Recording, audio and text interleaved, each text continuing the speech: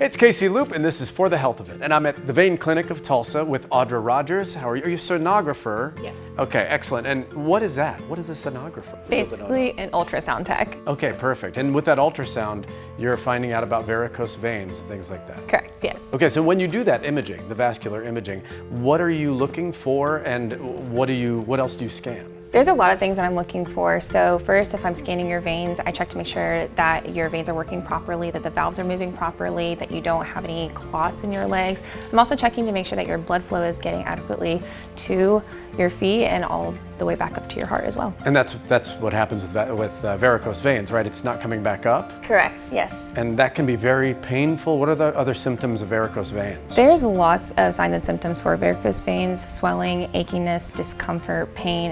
It can itch, kind of heaviness or fatigue.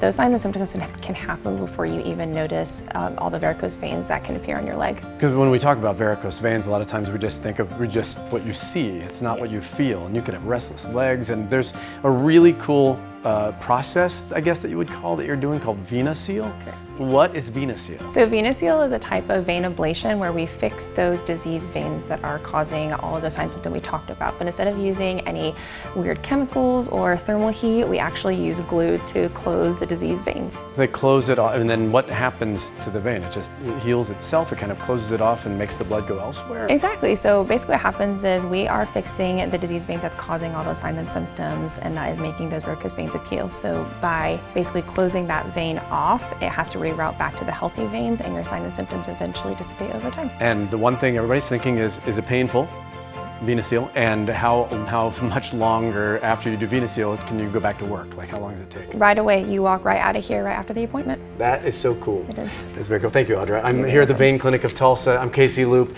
and that's For the Health of It.